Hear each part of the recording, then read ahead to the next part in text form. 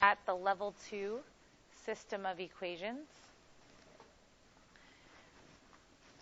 We have here maybe a little more difficult just because of the numbers, the way that the equations are written, and that not every equation has every variable. I'm going to go ahead and line things up first just to organize myself a little bit. So I'm just going to put the variables all on one side in order. So the first equation would look like 5x minus 7y when I moved that to the left side, plus z equals negative 11. And then the second equation would look like x plus y minus z equals 5. And then the third equation would say 113x plus 6z equals 1. So notice that the third equation already has just x and z. If I could make another equation out of the first two that just has x and z, then I could combine that one with the third equation. So I'm going to go ahead and focus on that. I'm going to take and multiply the second equation by 7, looking at canceling the y specifically to leave an x and a z so that I can combine it with the third equation.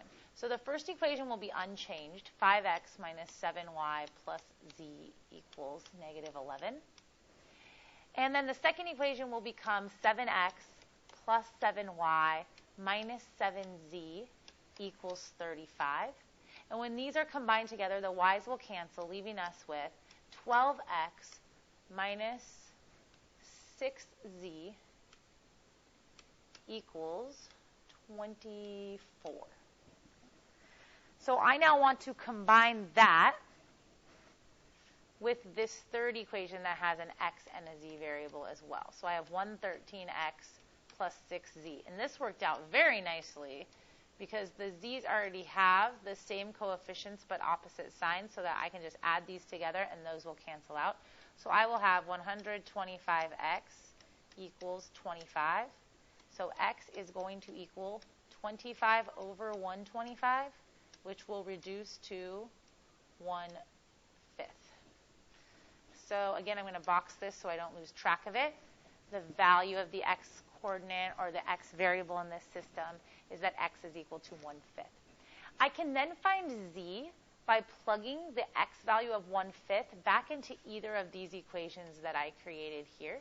I'm going to go ahead and use this one. So I'm going to do 12 times 1/5 minus 6z equals 24. So this gives me 12 fifths minus 6z equals 24. Those of you that don't like dealing with the fractions, you can at this point multiply the whole equation by 5 and you won't have to deal with a fraction till the end. So when that's distributed, this first term would be 12. Okay? The second term would be negative 30z. And the third term would be 24 times 5, which is 120. And now I can finish solving. So I'll subtract 12 from each side. So I'll have negative 30z equals 108. And z is going to equal this fraction, 108 over negative 30. If we reduce that, I would get 54 if I divide by 2 over 15. Both of those are still divisible by 3. So let's see. 3 goes into 15 5 times. 3 goes into 54 18 times. So z is going to have a value of negative 18 over 5. Now I'm going to take both the x and the z value and plug it back into an equation. I'm going to choose this second one right here. Okay. So the x value is 1/5. The y value is what I am still searching for. The z value is negative 18 fifths. And this is 5. Again, if you don't like the fractions, you can multiply this entire equation by 5 and not deal with them till the end, and that would make the first term 1. The second term, 5y. The third term will be a positive because of these two negatives, and 18 fifths times 5 would just be 18. And then we would have 5 times 5 is 25.